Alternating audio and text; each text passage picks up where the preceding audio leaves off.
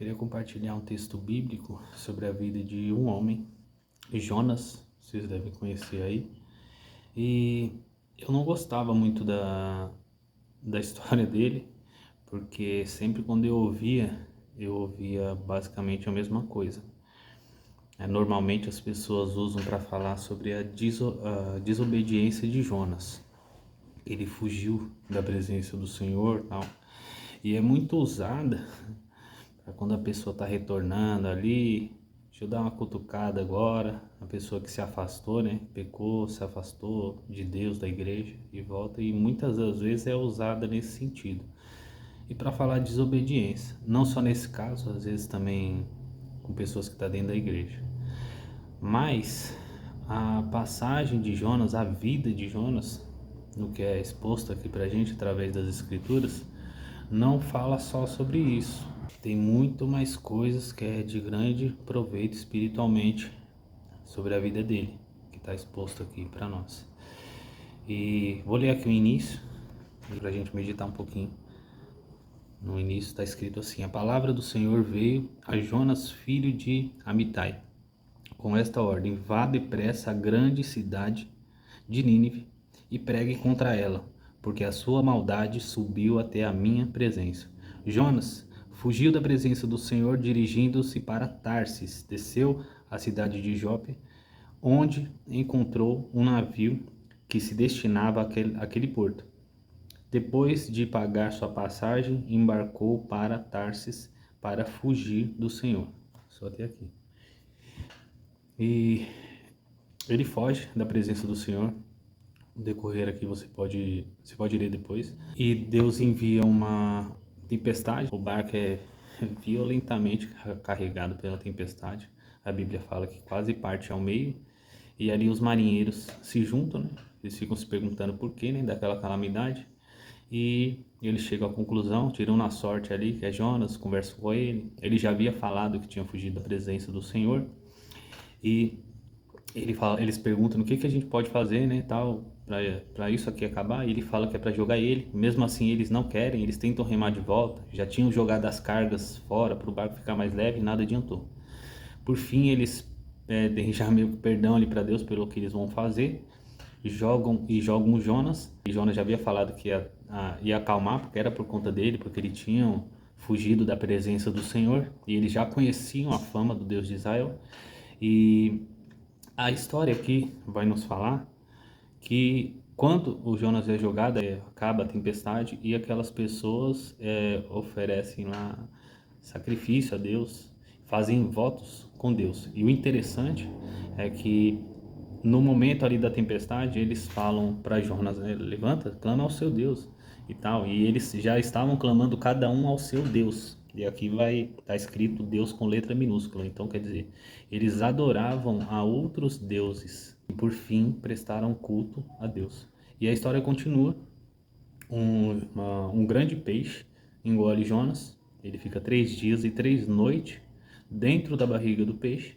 E ali ele faz uma oração e Deus tira ele de lá. Eu quero falar da oração de Jonas no final. É bem interessante também.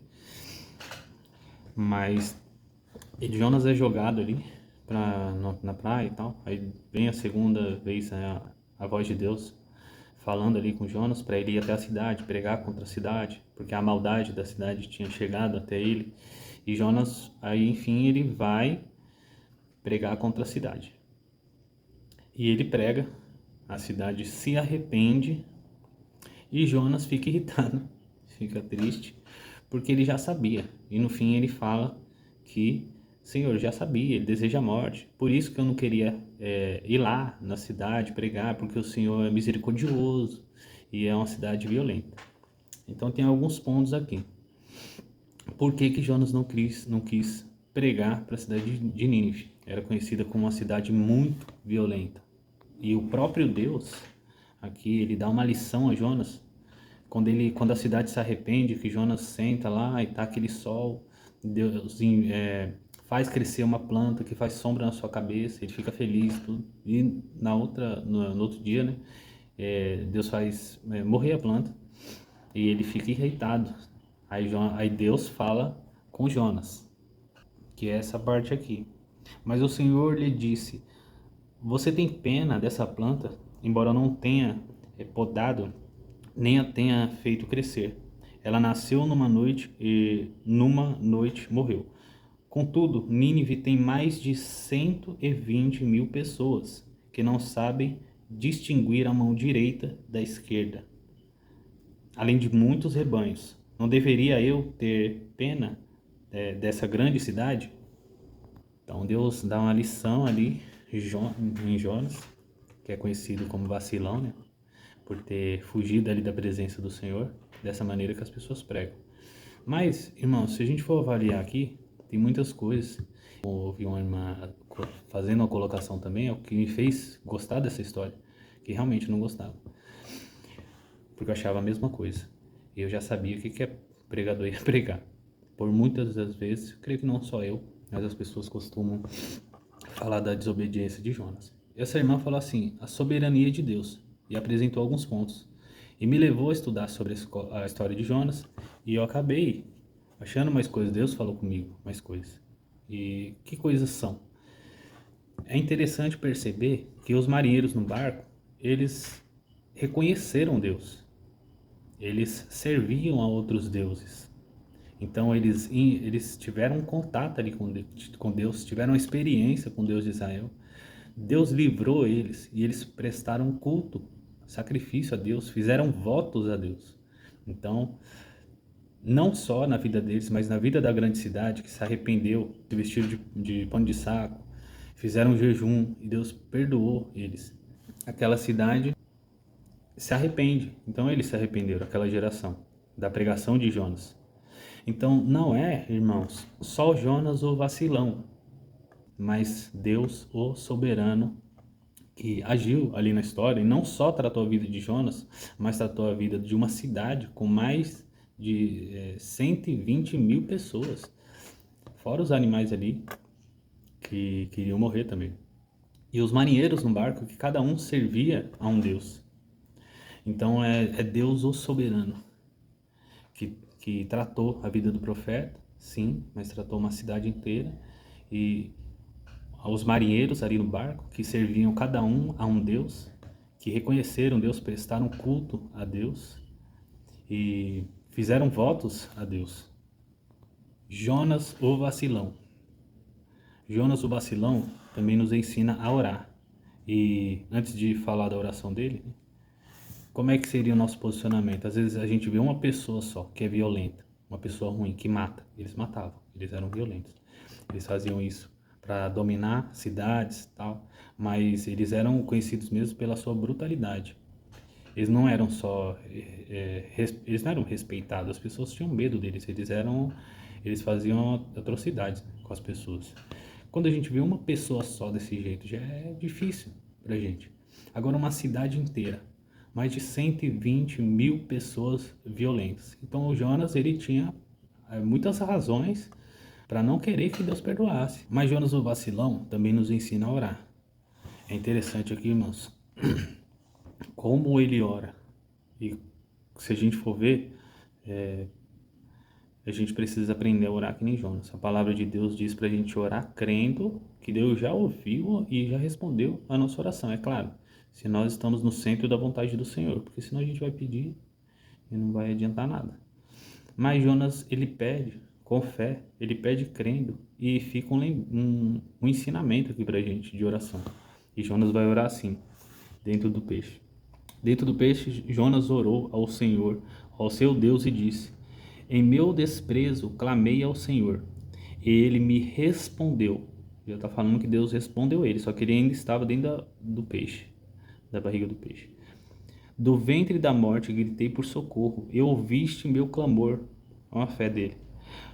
Jogaste-me nas profundezas do coração dos mares, correntezas formaram um turbilhão ao meu redor.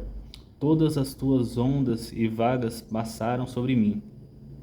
Eu disse: fui expulso da sua presença, contudo olharei de novo para o teu santo templo. As águas agitadas me envolveram, o abismo me cercou, as algas marinhas se enrolaram em minha cabeça. Afundei até chegar aos fundamentos dos montes, a terra embaixo, cujas trancas me aprisionaram para sempre. Mas tu trouxeste-me a minha vida de volta da sepultura, ó Senhor meu Deus. Quando a minha vida já se apagava, eu me lembrei do Senhor, e a minha oração subiu a ti, ao seu santo templo. Só vou ler até aqui. Ensina a gente a ter fé, ensina a nós orarmos crendo que Deus já ouviu a nossa oração. Então a oração aqui de Jonas, né, que é chamada de vacilão. As pessoas colocam, né, Jonas, eu acho que se Jonas ouvisse a pregação de muitas pessoas, não é interessante? Mais de 120 mil pessoas violentas, Jonas não tinha uma razão? Então não é só Jonas o vacilão, né? Jonas tinha uma razão. Jonas nos ensinou a orar. E não era só Jonas que era vacilão. Se a grande cidade não vacilava, os marinheiros no barco não vacilavam, já ouviram as coisas que Deus tinha feito. Então, é o tratar de Deus na vida das pessoas, do profeta, da cidade, dos marinheiros no barco. Jonas tinha uma razão. Jonas nos ensina a orar. Jonas tinha fé. Jonas cria em Deus. Jonas era obediente a Deus. A Bíblia não fala? É melhor o filho que fala que não vai fazer, mas faz. E acabou fazendo. E a história de Jonas ainda nos faz olhar para o próprio Jesus. Tudo aponta para Jesus, irmãos. E o próprio Jesus vai falar aqui em Mateus e diz assim: então alguns fariseus e mestres da lei lhe disseram: Mestre, queremos ver um sinal milagroso feito por ti. Ele respondeu: uma geração perversa e adúltera pede um sinal milagroso, mas nenhum sinal será dado, exceto o sinal do profeta Jonas. Pois assim como Jonas esteve 3 dias e 3 noites no ventre de um grande peixe, assim o Filho do Homem ficará 3 dias e 3 noites no coração da terra. Os homens de Nínive se levantarão no juízo com esta geração e a condenarão, pois eles se arrependeram com a pregação de Jonas. E agora está aqui o que é maior do que Jonas. Então, tudo aponta para Jesus. Tudo aponta para a grandeza de Deus. Tudo aponta para a soberania de Deus. E tem um versículo que fala assim: o Filho é o resplendor do Pai e a expressão exata do seu ser. Então tudo aponta para esse Deus que é soberano, esse Deus que é Pai, que é Filho e que é Espírito Santo.